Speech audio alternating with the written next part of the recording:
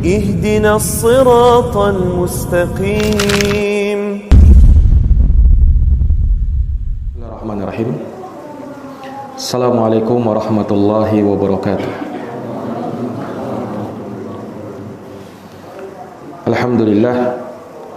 Alhamdulillahi rabbil alamin. Wa bihi nasta'inu ala umuri dunya waddin. Asyhadu an la ilaha illallah wahdahu la syarikalah, ilahul awwalina wal akhirin. Wa asyhadu anna Muhammadan abduhu wa rasuluhu shadiqul amin. Sallallahu alaihi wa ala alihi wa sahbihi wa man tabi'ahum bi ihsanin ila yaumiddin wa sallama tasliman katsira, amma ba'd. Ikhwani fid din wa akhwati fillah, a'azzani Allah wa iyyakum. Alhamdulillah, kita bersyukur kepada Allah Subhanahu wa taala di hari yang ke-29 di bulan Ramadan kita dapat berkumpul kembali di tempat yang mulia ini untuk kita bersama-sama meraih kebaikan di bulan Ramadan, bermajelis ilmu. Semoga Allah Subhanahu wa taala menambah keberkahannya kepada kita, dan semoga apa yang kita lakukan pada pagi hari ini mendapatkan rahmat di sisi Allah Subhanahu wa taala. Amin ya rabbal alamin. Ikhwani fiddin, azani Allah wa iyyakum. Pada kesempatan subuh hari ini insyaallah taala kami ingin menyampaikan satu pembahasan yang berkaitan dengan adab, yaitu adab-adab berhari raya sesuai dengan tuntunan Al-Quran dan sunnah Nabi sallallahu alaihi wasallam. Nah, tentunya dari perkara yang Allah Subhanahu wa taala anugerahkan kepada kita setelah kita berpuasa selama 1 bulan penuh, kita menahan lapar dan haus, kita tidak makan dan minum, maka Allah Subhanahu wa taala berikan kepada kita hari raya yang jatuh pada tanggal 1 Syawal, di mana Allah Subhanahu wa taala kembali memberikan nikmat kepada kaum muslimin dan anugerah yang besar. Oleh karenanya selayaknya mereka bergembira di hari tersebut. Qul bi fadlillahi wa bi rahmatihi fabidzalika falyafrahu huwa khairun mimma yajma'un. Katakanlah wahai Muhammad, dengan sebab karunia dari Allah dan rahmatnya hendaknya mereka bergembira dengan hal tersebut, karena yang demikian itu lebih baik dari apa yang mereka kumpulkan dari perkara-perkara dunia. Maka Allah Subhanahu wa taala menganugerahkan kepada kita hari Id sebagai hari raya bagi umat Islam. Dan di dalam Islam tidak dikenal yang namanya hari raya kecuali 2 hari raya dalam setahunnya dan 1 hari raya dalam setiap pekannya, yaitu hari Yaumul Jumu'ah, hari Jumat, yang juga merupakan hari raya bagi kaum muslimin pada setiap pekannya, dan hari raya Idul Fitri dan Idul Adha yang dirayakan oleh kaum muslimin pada setiap tahunnya. Dan perlu dipahami bahwa hari raya merupakan syiar besar Islam yang tentunya tidak lepas dari nilai-nilai ibadah kepada Allah Subhanahu wa taala. Oleh karenanya yang namanya hari raya itu perkaranya tauqifiyah, yaitu sesuai dengan apa yang dijelaskan dan dipaparkan oleh Nabi sallallahu alaihi wasallam.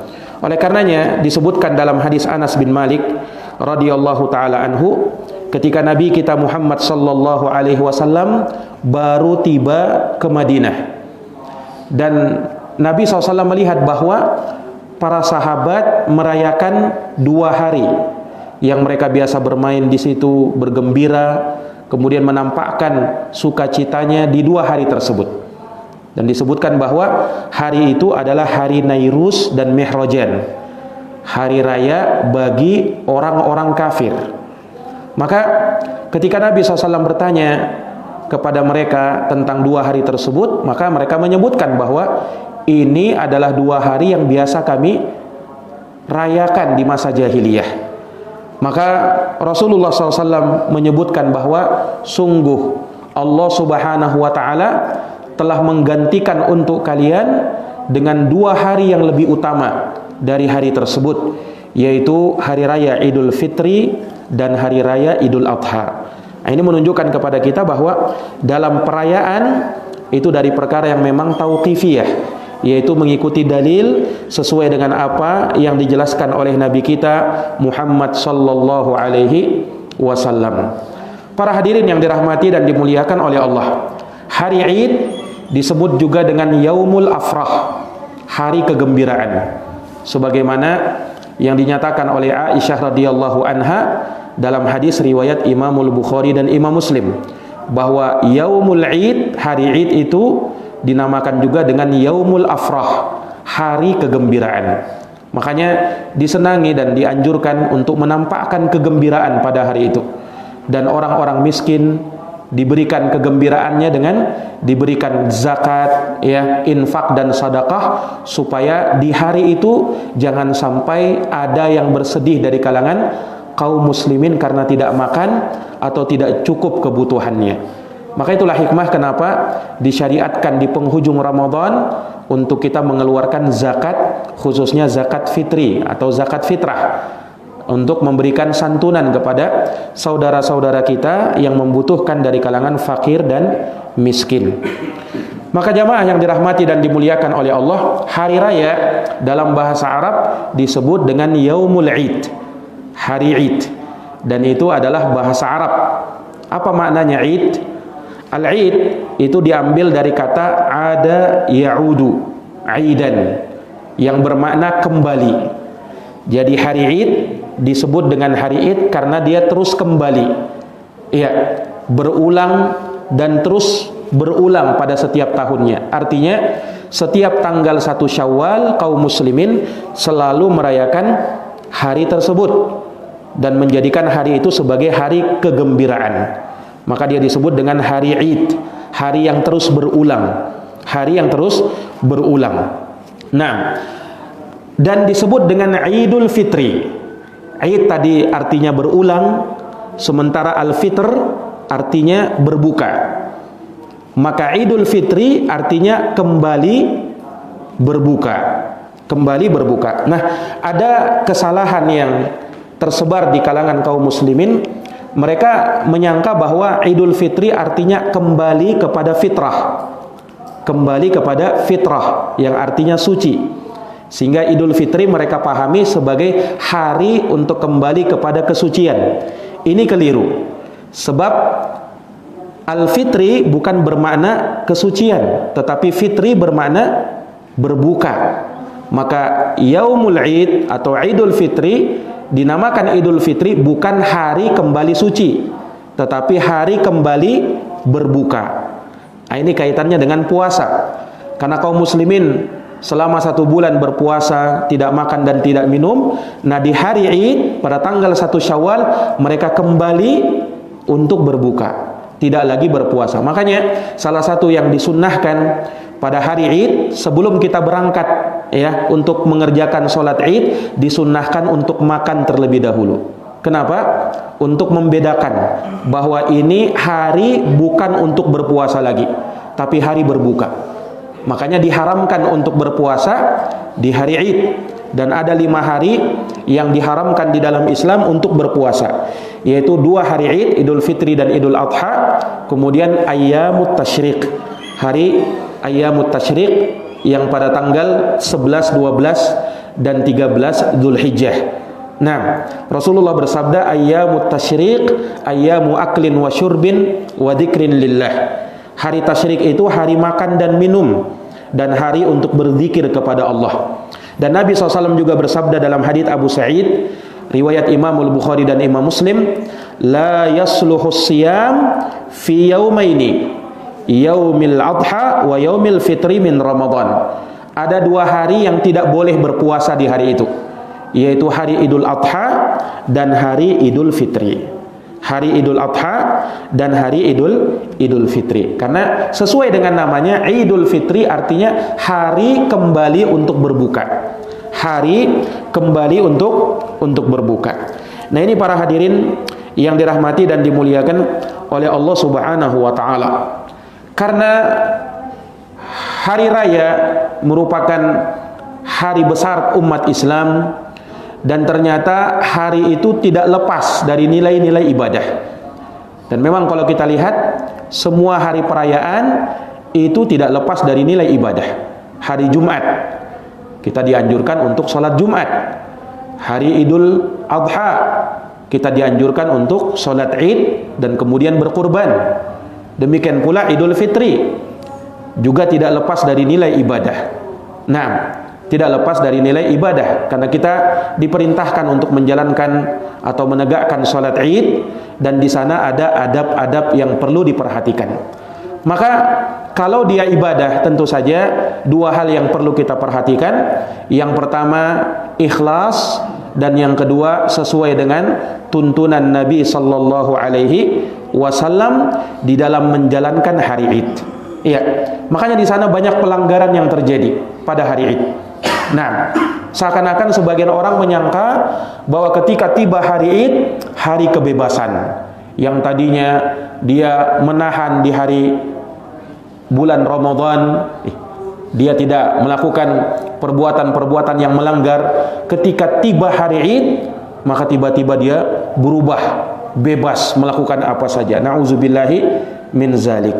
Ini tentunya dari perkara yang menjadi dasar bahwasanya ibadah puasa yang dia lakukan tidak diterima atau kurang diterima di sisi Allah Subhanahu wa taala. Para hadirin yang dirahmati dan dimuliakan oleh Allah Subhanahu wa taala, terkait dengan salat Id itu sendiri, ulama berbeda pendapat tentang hukumnya. Apa hukum salat Id bagi kaum muslimin? Demikian pula bagi kaum muslimat. Ada 3 pendapat di kalangan ulama. Sebagian ulama berpendapat hukumnya sunnah. Ini pendapat sebagian ulama. Dan ini pendapat Imam As-Sawri, Imam Malik, Imam Syafi'i, Ishaq bin Rahawai, Abu Yusuf, dan juga satu riwayat dari Imam Ahmad. Berpendapat sunnah hukumnya. Dan ada yang berpendapat hukumnya fardu kifayah. Ada yang berpendapat hukumnya fardu kifayah. Nah, dan ini adalah pendapat zahir dari Imam Ahmad dan madhab Syafi'iyah dan juga Hanafiyah. Kata mereka hukumnya fardu kifayah. Dan sebagian lain berpendapat hukumnya fardu ain. Sebagian ulama berpendapat hukumnya fardu ain. Dan ini dikuatkan oleh Syekhul Islam Al-Imam Ibnul Qayyim As-San'ani Asy-Syaukani, juga Syekh Al-Albani, Syekh Ibnu Utsaimin, dan Syekh Muqbil bin Hadi Al-Wadi'i rahimahumullahu taala rahmatan wasi'ah. Mereka semuanya berpendapat fardu ain, berarti wajib ain. Nah, tentunya mereka punya alasan mengapa sampai mengatakan salat Id itu hukumnya wajib. Mengapa seperti itu? Kata mereka, salat Id ini diperintahkan oleh Nabi. Jangankan umat Islam, jangankan kaum muslimin laki-laki, para perempuan juga diperintahkan untuk keluar. Padahal kita tahu wanita ya di salat 5 waktu mereka tidak diperintahkan untuk keluar berjamaah bersama kaum muslimin. Tetapi pada salat Id wanita juga diperintahkan keluar. Wanita juga diperintahkan untuk keluar salat. Bahkan wanita yang haid diperintahkan untuk keluar. Bukan untuk sholat karena mereka sedang haid, tetapi untuk menyaksikan dan mendengarkan khutbah. Iya. Nah, makanya diperintahkan sebagaimana dalam hadis Ummu Atiyah radhiyallahu anha riwayat Bukhari dan Muslim. Kata Ummu Atiyah, "Umirna an nukhrija al-awatiq wal huyyad wa zawatil khudur." Wa zawatil khudur. Kami, kata Ummu Atiyah, diperintah oleh Nabi untuk mengeluarkan al-awatiq. Al-awatiq itu gadis-gadis belia yang baru menginjak usia balik. Diperintahkan keluar. Wal huyyad, demikian pula wanita-wanita yang haid juga diperintahkan keluar.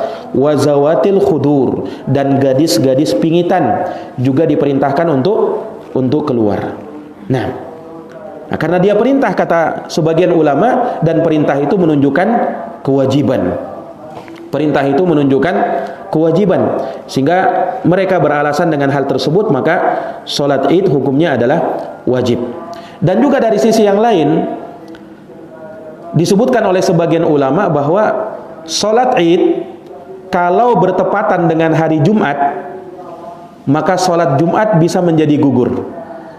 Sholat Jumat bisa menjadi gugur. Nah, itu kalau bertepatan dengan hari Jumat. Boleh dia hanya sekedar sholat zuhur saja.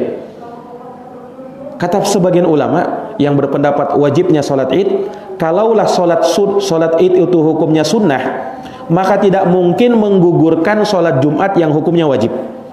Tidak mungkin. Kalau dia sholat sunnah bisa menggugurkan yang wajib. Nah, ini ikhwani fiddin a'azani Allahu wa iyyakum. Sehingga dari sana mereka beralasan dan berpendapat bahwa sholat id ya menurut pendapat yang lebih kuat hukumnya wajib ain. Dan mereka punya alasan-alasan yang lain terkait dengan hal tersebut. Intinya ulama memang khilaf, berbeda pendapat dalam permasalahan ini.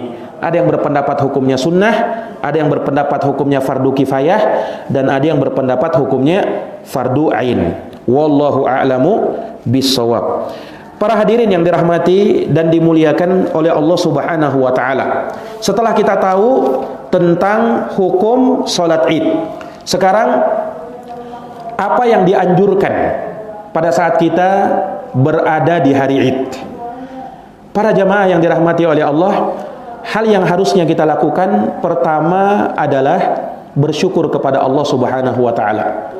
Bersyukur kepada Allah karena Allah Subhanahu wa taala telah memberikan kepada kita kekuatan, kemampuan untuk bisa menyelesaikan Ramadan, ya, dan sampai pada akhirnya kita pun keluar dari bulan Ramadan dengan harapan tentu saja semoga dosa kita diampuni, dirahmati, dan mendapatkan pembebasan dari api neraka. Kemudian kita pun berhari raya di hari itu, maka ucap syukur yang tak terhingga kepada Allah Subhanahu wa taala akan kebaikan yang Allah berikan kepada kita. Ini yang pertama mesti kita lakukan. Kemudian ya, bagi mereka yang belum mengeluarkan zakat fitrinya, maka jangan sampai dia keluarkan zakat fitrahnya ya ketika selesai sholat Id. Karena kalau selesai sholat Id baru dia keluarkan zakat fitrinya, maka itu tidak dianggap zakat fitri, tidak dianggap zakat fitrah. Itu hanya sedekah biasa. Zakat fitrah itu sampai sebelum sholat Id selesai. Kalau selesai sholat Id, tidak ada lagi yang namanya zakat fitri.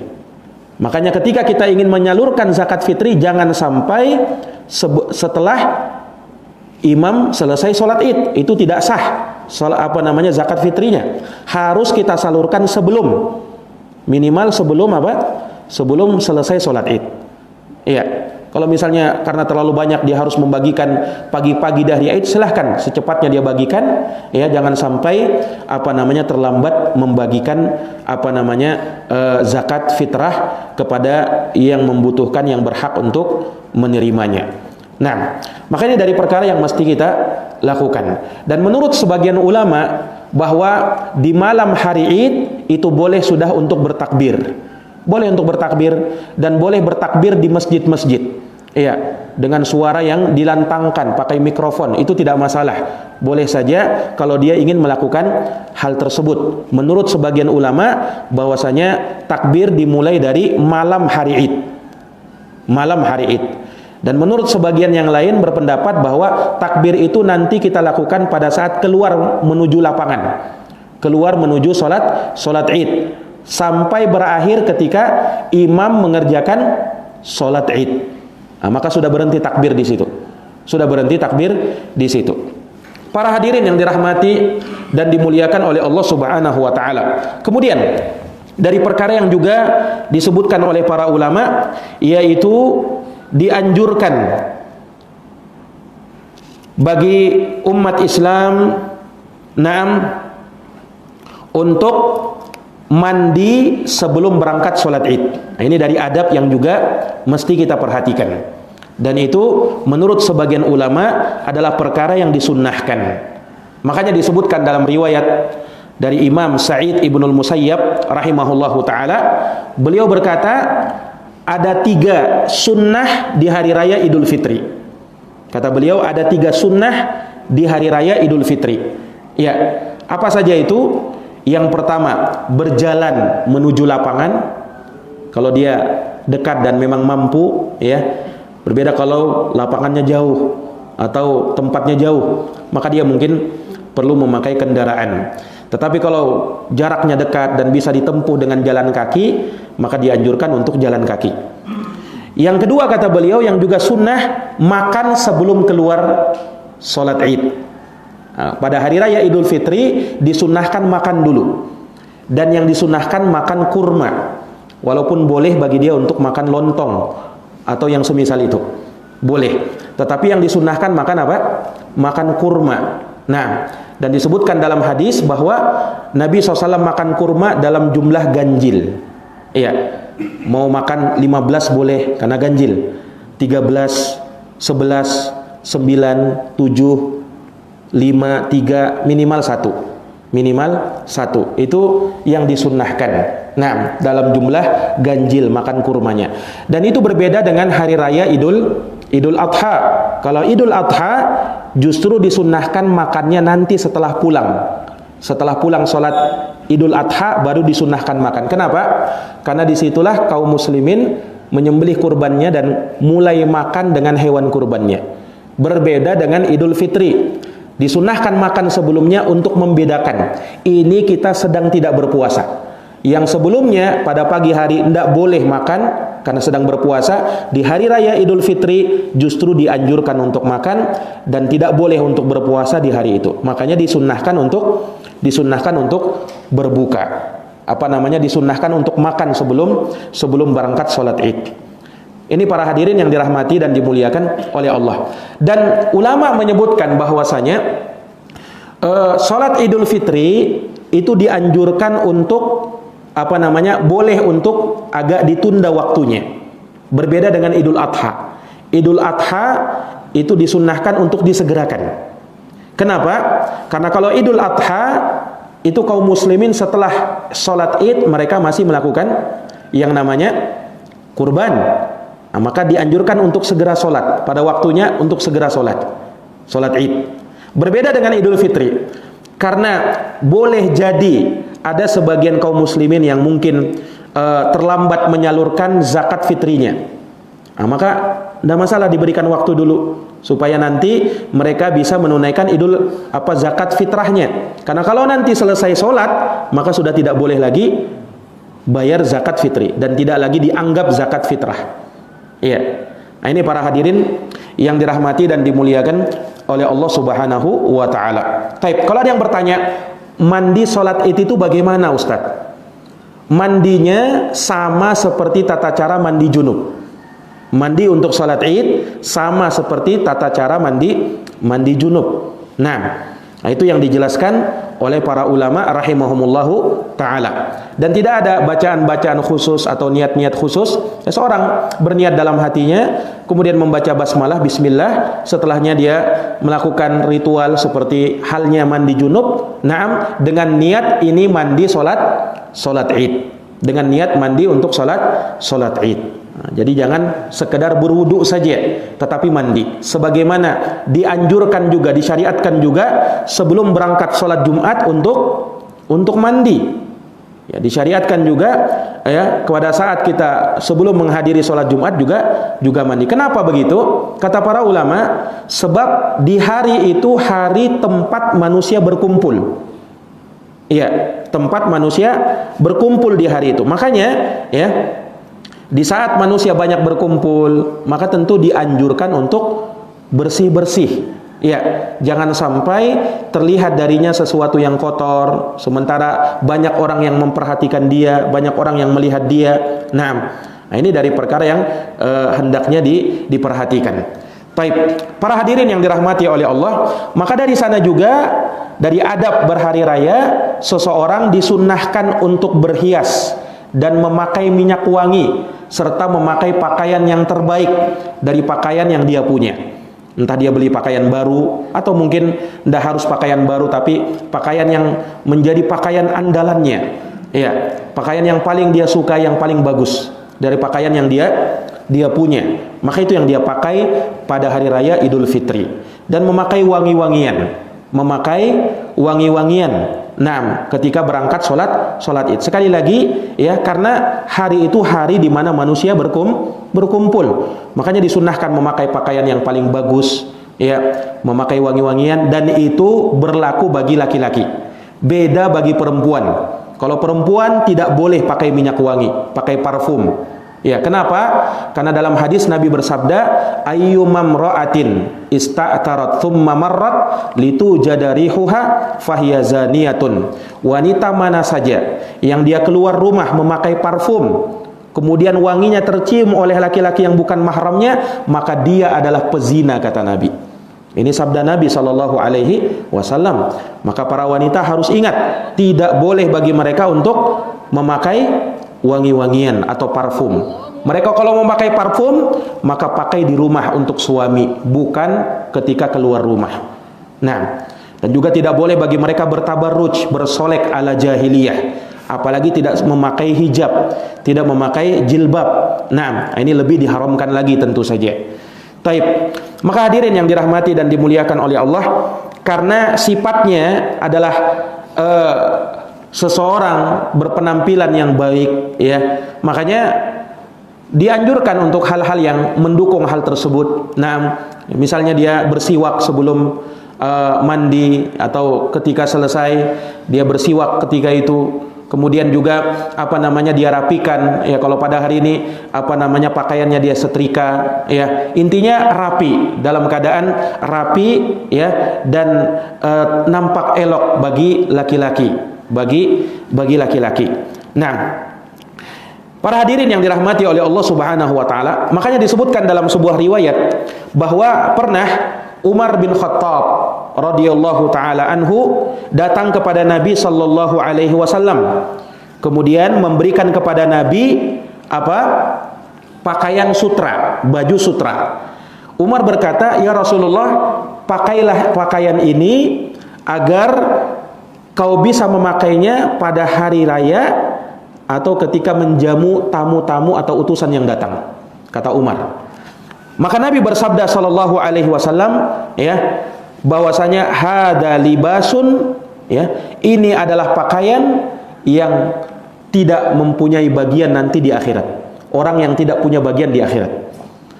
Nabi di sini mengingkari pakaian sutra yang diberikan oleh Umar, karena laki-laki tidak boleh pakai sutra. Haram bagi laki-laki memakai kain sutra. Tetapi Nabi tidak mengingkari pernyataan Umar untuk berhias, memakai pakaian bagus ketika hari raya. Itu tidak diingkari oleh Nabi. Nah, sehingga kata para ulama, seseorang di hari raya dianjurkan untuk berhias, ya, dianjurkan untuk memakai pakaian rapi dan bagus, tetapi jangan memakai pakaian yang diharamkan. Karena laki-laki tidak boleh pakai emas, itu pakaian khusus wanita. Laki-laki tidak boleh pakaian sutra, itu hanya boleh untuk wanita saja. Laki-laki tidak boleh. Karena Nabi SAW melarang dari hal tersebut. Nabi SAW melarang dari hal tersebut. Baik, para hadirin yang dirahmati dan dimuliakan oleh Allah Subhanahu wa taala. Kemudian juga dari adab yang perlu diperhatikan bahwa seseorang terus bertakbir ketika berangkat sholat Id dengan suara yang lantang, dengan suara yang dijaharkan, iya, itu dari perkara yang dianjurkan. Sampai tatkala imam sudah sholat Id atau menegakkan sholat, baru berhenti takbir di situ. Taib. Sekarang bagaimana lafaz takbirnya? Iya, pertama, bertakbir pada sholat Id ini dalam rangka mengamalkan firman Allah, walitukmilul iddata walitukabbirullaha ala ma hadakum wala'allakum tashkurun. Agar kalian menyempurnakan bilangan tersebut dan agar kalian bertakbir membesarkan Allah atas apa yang Allah Subhanahu wa taala berikan kepada kalian. Maka kita dianjurkan untuk bertakbir. Sekarang lafaz takbirnya bagaimana? Lafaz takbir itu kalau secara umum boleh kita dengan lafaz Allahu Akbar, dan dia ulang-ulang, Allahu Akbar, Allahu Akbar, Allahu Akbar, Allahu Akbar, Allahu Akbar, Allahu Akbar, dia ulang-ulang boleh. Dan boleh juga lafaz takbir seperti yang disebutkan dalam riwayat. Asalnya dengan takbir yang ada ya, yang biasa kita dengar, itu boleh untuk kita ucapkan. Seperti yang masyhur misalnya Allahu Akbar, Allahu Akbar, Allahu Akbar, La ilaha illallah, Wallahu Akbar, Allahu Akbar, walillahil hamd. Takbirnya yang pertama bisa 2 kali, bisa 3 kali. Bisa Allahu Akbar, Allahu Akbar, La ilaha illallah, Wallahu Akbar, Allahu Akbar, walillahil hamd. Boleh juga 3 kali. Allahu Akbar, Allahu Akbar, Allahu Akbar, La ilaha illallah, Wallahu Akbar, Allahu Akbar, walillahil hamd. Nah, boleh juga dengan lafaz Allahu Akbar, Allahu Akbar, Allahu Akbar kabira. Sampai di situ. Allahu Akbar, Allahu Akbar, Allahu Akbar kabira. Nah, ada juga dengan lafaz Allahu Akbar kabira, Allahu Akbar kabira, Allahu Akbar wa ajal, Allahu Akbar walillahil hamd. Boleh juga dengan lafaz seperti itu. Intinya kalau mengucapkan takbir dengan lafaz-lafaz tadi boleh. Dan apa yang diamalkan oleh kaum muslimin ya, dengan lafaz takbir yang terkadang juga ditambah, itu boleh saja sekali-sekali diucapkan. Misalnya dia sambung Allahu Akbar kabira, walhamdulillahi katsira, wa subhanallahi bukratan wa asila, la ilaha illallah, wallahu akbar, dan seterusnya. Itu boleh saja. Nah, intinya ada lafaz takbir di situ, pembesaran kepada Allah Subhanahu wa taala. Nah, maka ini dari perkara yang dianjurkan. Kemudian para hadirin yang dirahmati oleh Allah, terkait dengan sholat id sendiri. Iya, terkait dengan sholat id sendiri. Yakni seseorang pada sholat id, dia mengerjakan sholat id, kemudian baru setelahnya mendengarkan khutbah. Nah, dan itu berbeda dengan sholat Jumat. Kalau Jumat, khutbah dulu, baru sholat. Tapi kalau id, ya, sholat dulu baru khutbah. Sholat dulu baru khutbah. Nah, sholat id sendiri ya, entah itu Idul Fitri dan Idul Adha, tata caranya sama. Tata caranya sama. Nah, dan secara umum sholat id itu sama seperti sholat sunnah 2 rakaat biasa. Hanya saja ada perbedaan dalam lafaz takbirnya. Kalau dalam sholat id seperti yang dimaklumi, kita takbir pertama dengan 7 kali takbir selain takbiratul ihram. Jadi kalau bersama takbiratul ihram ada 8 kali takbir. Jadi takbiratul ihram dulu Allahu Akbar, kemudian takbir zawaid, takbir tambahan sebanyak 7 kali. Itu di rakaat pertama. Di rakaat apa? Pertama. Nah, dan ikhwani fiddin azani Allah wa iyyakum, di rakaat yang kedua itu dengan 5 kali takbir selain takbiratul intiqal, takbir ketiga bangkit. Jadi kalau misalnya seorang bangkit dari rakaat pertama menuju rakaat kedua, kan dia takbir juga Allahu Akbar. Nah, ketika dia sudah tegak berdiri, maka dia takbir 5 kali takbir zawaid, takbir tambahan. Baik, apakah disunnahkan mengangkat tangan?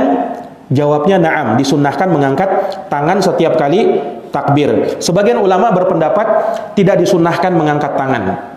Mengangkat tangannya cuma di takbir pertama saja. Tapi wallahu alam, dari riwayat Ibnu Umar radhiyallahu anhuma itu dianjurkan mengangkat tangan setiap kali bertakbir. Dalam takbir tambahan dia bertakbir mengangkat tangan lagi. Takbir mengangkat tangan lagi. Nah, itu yang dianjurkan, wallahu a'lamu bissawab.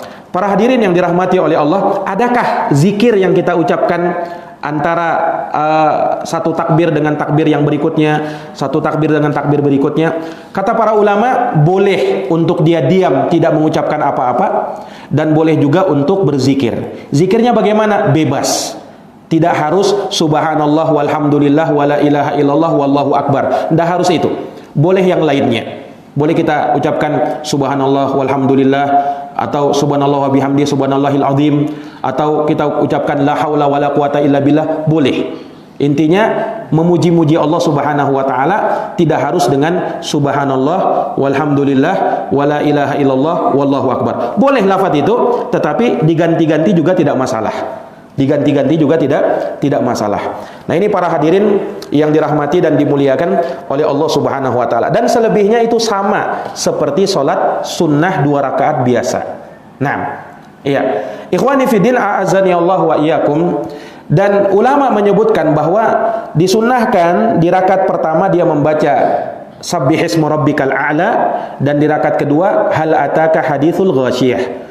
Atau di rakaat pertama dia membaca surat Al-Jumu'ah, na'am, dan di rakaat kedua dia membaca surat Al-Munafiqun. Dan juga dalam sebagian riwayat terkadang Nabi SAW membaca surat Al-Qamar. Iya, terkadang Nabi SAW membaca surat apa? Surat Al-Qamar. Nah, ini para hadirin yang dirahmati dan dimuliakan oleh Allah. Taib, itu terkait dengan salat Id. Itu terkait dengan salat Id. Dan tentunya salat Id ya, tidak ada azan dan qomat sebelumnya. Dan itu yang saya kira diamalkan oleh kaum muslimin. Tidak ada azan, tidak ada qomat untuk salat Id. Makanya tidak ada qobliyah salat Id dan tidak ada ba'diyah salat Id. Iya, tidak ada qobliyah salat Id, tidak ada ba'diyah salat Id. Ya, seorang ketika datang maka dia langsung duduk, kecuali kalau dia salat Idnya di masjid. Kalau dia salat Idnya di masjid maka dia perlu salat tahiyatul masjid. Nah, itu boleh, bukan qobliyah Id, tetapi memang salat tahiyatul masjid. Tapi kalau dia salatnya di lapangan, nah, maka tidak ada tahiyat lapangan. Yang ada cuma tahiyat masjid. Kalau dia di lapangan maka langsung duduk saja. Nah, nanti bertakbir sampai nanti salat Id, baru dia berdiri untuk salat Id. Nah, ini para hadirin yang dirahmati dan dimuliakan oleh Allah Subhanahu wa taala. Terkait dengan khutbah yang kita dengarkan. Khutbah ada dua pendapat di kalangan ulama. Sebagian ulama mengatakan mendengarkan khutbah tidak wajib, khutbah Id. Sehingga kalau selesai sholat boleh saja untuk pulang. Tapi sebagian lain berpendapat hukumnya wajib mendengarkan khutbah Id. Ada dua pendapat di kalangan ulama terkait dengan hal ini, wallahu alam. Nah, namun pada intinya seseorang tidak selayaknya untuk mendengar tidak mendengarkan khutbah Id. Tidak selayaknya. Kenapa? Karena di hari itu dia butuh nasihat. Dia butuh mendapatkan peringatan, ya, dia butuh mendapatkan tausiah, wejangan. Jangan langsung pulang, kecuali kalau memang punya uzur, ya kan, ada keperluan mendesak, ada hal darurat, maka silahkan aja dia pulang. Tetapi kalau tidak terlalu mendesak, ya maka dia selesaikan, ya, sampai dia dengarkan khutbah sampai selesai, baru setelahnya dia pulang. Nah, ini para hadirin yang dirahmati dan dimuliakan oleh Allah Subhanahu wa taala. Walaupun mendengarkan khutbah Idul Fitri itu berbeda dengan mendengarkan khutbah Jumat. Kalau mendengarkan khutbah Jumat itu tidak boleh berbicara, berkata-kata, karena kata Nabi, kalau kau lakukan itu faqad lagauta, sia-sia Jumatmu. Nah, kalau mendengarkan khutbah Id itu tidak seperti itu. Boleh saja dia berkata-kata, berbicara, tapi tentunya tidak selayaknya khotib berkhutbah kemudian dia ngobrol sendiri, ya. Tetapi hukumnya tentu tidak sama dengan dengan pada saat kita mendengarkan khutbah Jumat. Seorang misalnya ingin membuka HP pada saat itu tidak masalah. Beda kalau salat Jumat, khutbahnya waktu betul-betul kita perhatikan. Khutbahnya betul-betul kita perhatikan. Nah, ini para jamaah yang dirahmati oleh Allah Subhanahu wa taala. Kemudian dari sunnah yang juga perlu kita perhatikan yaitu khilafut thariq. Ketika kita pulang dari selesai sholat Id, maka adabnya menyelisihi jalan. Artinya ketika kita jalan di suatu tempat menuju tempat sholat Id, pulangnya kalau mampu ambil jalan berbeda. Kalau mampu ambil jalan yang berbeda. Iya. Jadi itu sunnahnya. Nah, disebutkan dalam hadis kana Nabi SAW adalah Nabi SAW, ya, idza kharaja ilal musalla, apabila beliau keluar menuju lapangan sholat Id, khalafat tariq, beliau menyelisih jalan. Maksudnya ketika pergi melalui satu jalan, pulangnya lewat jalan yang lain. Kenapa begitu? Kata para ulama, disunnahkan seperti itu untuk menampakkan syiar. Menampakkan syiar. Supaya ketika kita berbeda jalannya, kemudian banyak orang melihat, memperhatikan, kaum muslimin tersebar di mana-mana, menunjukkan kekuatan umat Islam. Nah, maka dianjurkan untuk menyebar, untuk mengambil jalan yang berbeda, untuk menampakkan syiar. Dan memang Id itu adalah syiar. Yang namanya syiar butuh ditampakkan, bukan untuk ria, bukan. Tetapi memang perintah dalam agama untuk kita menampakkan kegembiraan, menampakkan ibadah di hari tersebut. Nah, kemudian juga hikmah yang lain, kenapa? Supaya menjadi saksi bagi kita. Bumi yang kita pijak, bumi yang tempat kita berjalan, itu menjadi saksi bagi kita bahwa kita telah melakukan amal kebaikan di hari tersebut. Dan bumi kelak pada hari kiamat akan memberi saksi nantinya. Nah, bumi kelak akan memberi saksi pada hari kiamat, sebagaimana disebutkan dalam Al-Quran bahwasanya bumi itu akan menceritakan kabarnya, ya, menceritakan beritanya. Maksudnya apa? Bumi akan mengabarkan apa yang ya dilakukan oleh manusia ketika di dunia. Ya, apa yang mereka lakukan dari amal kebaikan, bumi akan beberkan, bumi akan sampaikan. Demikian pula apa yang mereka lakukan dari kemaksiatan, bumi juga akan menyampaikannya. Bumi juga akan menyampaikannya. Makanya para hadirin yang dirahmati dan dimuliakan oleh Allah Subhanahu wa taala, ya, seseorang dianjurkan untuk menyelisihi jalan, ya, dalam rangka untuk hal tersebut, Taib. Kemudian jamaah sekalian, kata para ulama, pada hari Id dianjurkan untuk mengucapkan selamat tahniah. Itu dianjurkan. Maka dari hal yang sangat bagus ketika pada hari Id kita mengirimkan selamat hari raya Idul Fitri. Nah, dan ada beberapa lafaz-lafaz yang dianjurkan untuk kita ucapkan. Misalnya yang paling utamanya taqabbalallahu minna wa minkum. Itu yang paling utama. Karena itu disebutkan dalam sebagian riwayat dari sahabat. Ya, dari sahabat Nabi, dari Jubair bin Nufair, kana ashabu Rasulillah sallallahu alaihi wasallam idzal taqau yaumal id yaqulu ba'duhum li ba'din taqabbalallahu minna wa minkum. Adalah para sahabat Nabi apabila berjumpa pada hari Id, maka sebagian mereka berkata kepada sebagian yang lain ucapan taqabbalallahu minna wa minkum. Artinya semoga Allah menerima dari kami dan dari kalian. Menerima apa? Menerima amal ibadah, menerima amaliyah yang kita lakukan selama Ramadan, itu doa. Taqabbalallahu minna wa minkum. Itu yang paling utama diucapkan untuk ucapan tahniah, ucapan selamat Id.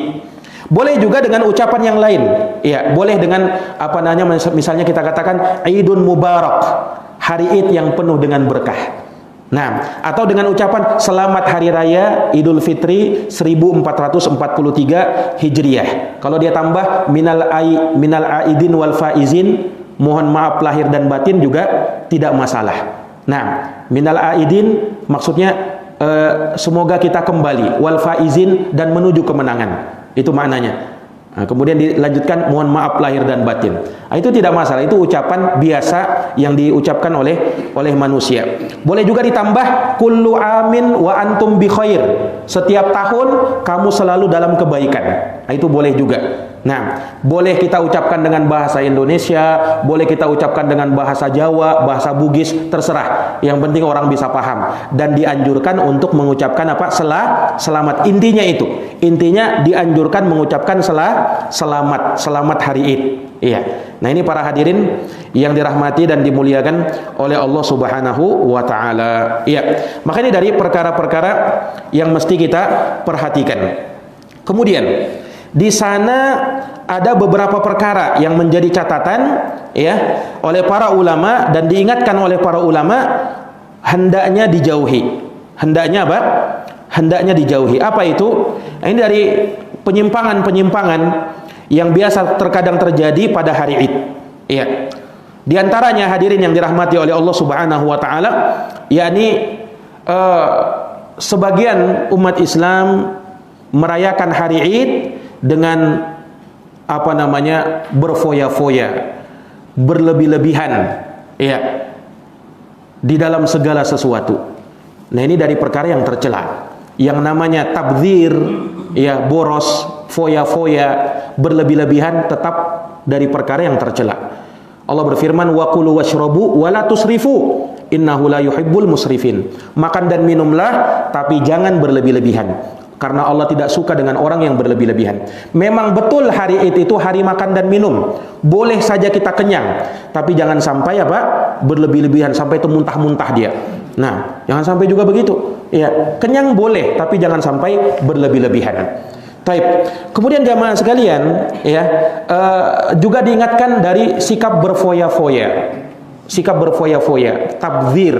Ini tercela, wala tubadzir tabdzira innal mubadzirina kanu ikhwanas syayatin. Jangan kamu boros foya-foya, jangan. Karena itu kawannya setan, kata Allah Subhanahu wa taala. Kemudian juga yang perlu diperhatikan. Nah, dari kemungkaran yang biasa terjadi, yaitu berjabatan tangan yang bukan mahram. Yang bukan mahram, apalagi sampai berpelukan. Nah, ini tidak diperbolehkan. Maka harus diperhatikan. Ya, misalnya ada tetangga yang datang mau ngajak salaman, kalau yang bukan mahram, ya, maka tidak boleh. Ya, kita berikan isyarat saja seperti ini. Nah, ya, Ustadz, ndak enak Ustadz. Kita lebih ndak enak lagi sama Allah Subhanahu wa taala. Jangan ndak enak sama orang tapi dalam agama kita langgar. Nah, Rasulullah pernah mengingatkan, andaikan kepala salah seorang dari kalian ditusuk dengan jarum dari besi hingga menembus kulitnya, itu lebih baik daripada dia menyentuh wanita yang bukan mahramnya. Termasuk salam-salaman dengan wanita yang bukan mahram. Kalau lah sesama laki-laki, sesama jenis tidak ada masalah, pelukan pun boleh. Tapi kalau yang bukan mahram, ya, maka tidak boleh. Nah, sepupu bukan mahram. Nah, itu juga diingat, sepupu bukan mahram, sehingga tidak boleh untuk kita bersentuhan, ya, atau menyentuhnya padahal bukan mahram. Sebagian orang bilang bukan muhrimnya. Nah, walaupun yang lebih tepat bukan mahramnya, bukan muhrim. Kalau muhrim itu orang yang ihram. Nah, ini juga kesalahan yang kadang banyak terjadi. Orang bilang bukan muhrim. Muhrim itu artinya orang yang ihram. Yang lebih tepat bukan mahram. Bukan muhrim, bukan mahram. Nah, itu ikhwani fiddin, a'azzani Allahu wa iyyakum. Taib. Kemudian juga para hadirin yang dirahmati oleh Allah, juga yang perlu diperhatikan, ya, bagi kaum wanita misalnya, tidak boleh bagi mereka untuk safar, mengadakan perjalanan jauh tanpa mahram. Rasulullah pernah bersabda, ya, dalam hadisnya, la tusafirul mar'ah illa ma'adi mahramin. Tidak boleh wanita bersafar seorang diri tanpa mahram. Harus ditemani oleh mahram. Kalau laki-laki, itu bebas bagi mereka untuk safar sendirian pun boleh. Tapi kalau perempuan tidak boleh. Harus bersama bersama mahramnya. Dan juga diingatkan para wanita tidak boleh bertabarruj pada hari Id, ya, bersolek ala jahiliyah. Ini dari perkara yang diharamkan di dalam Islam. Wala tabarrujna tabarrujal jahiliyatil ula. Wahai para wanita, jangan kalian bersolek ala jahiliyah.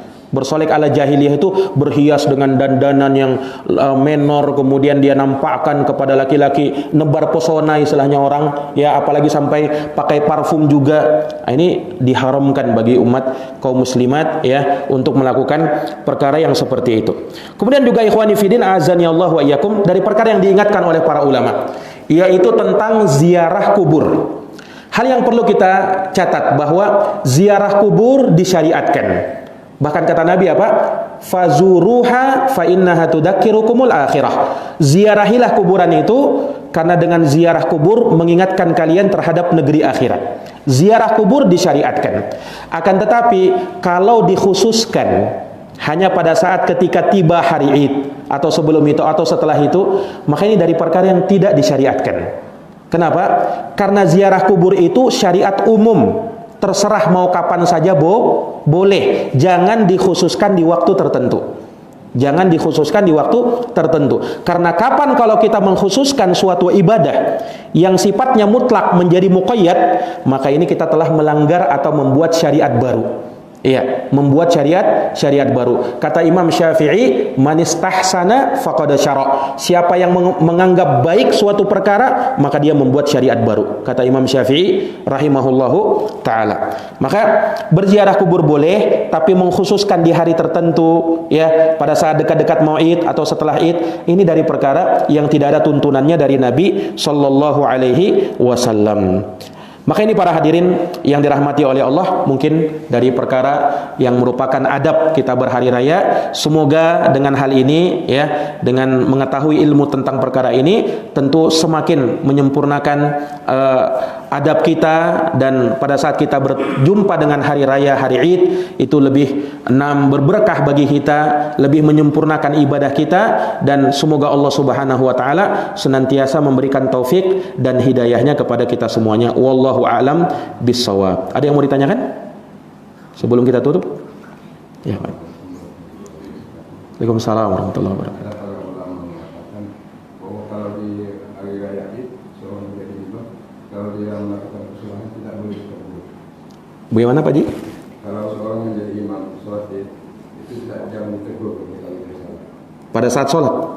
Nah, ya itu nggak benar ya, nggak benar seperti itu. Yang namanya kesalahan, imam salah misalnya, dia harusnya sholatnya 2 rakaat, ditambahnya 1 rakaat, ya wajib ditegur, bukan lagi nggak boleh, bahkan wajib ditegur. Kapan makmum ikut kesalahan imam, sholatnya tidak sah, dan kesalahan dari imam itu perlu diluruskan. Nah, jadi tidak benar kalau dikatakan bahwasanya pada salat Id itu imam salah pun tidak boleh ditegur. Itu nggak benar. Nah, hadis-hadis berlaku umum ya. Ketika Nabi SAW keliru di dalam sholatnya, Nabi pernah juga keliru dalam sholatnya. Kata Nabi, fadakiruni, ingatkan saya, kata Nabi, kalau saya keliru di dalam sholat. Dan itu bersifat umum. Mau sholat fardu, mau sholat sunnah, mau sholat Id, ketika imam salah, maka kita butuh menegurnya. Dan tidak ada larangan untuk hal tersebut. Wallahu a'lam bissawab. Nah, ya. Ada juga kata para ulama ketika hari raya itu waktu kita melewati jalan itu para malaikat berdiri di pinggir-pinggir jalan. Ada kadang-kadang. Wallahu a'lam. Ana belum pernah dengarkan ada riwayat seperti itu, Pak Haji. Yang saya tahu khilafut thariq itu dengan 2 makna tadi. Yang pertama menampakkan syiar Islam, dan yang kedua itu untuk saksi bagi kita pada bumi Allah yang kita pijak, yang menyaksikan kebaikan kita nanti pada hari kiamat. Kalau ada malaikat di situ, wallahu alam, saya belum dapat riwayat tentang hal tersebut. Nah, wallahu alam. Baik. Ya, kalau tidak ada lagi, mungkin kita cukupkan pengajian kita pada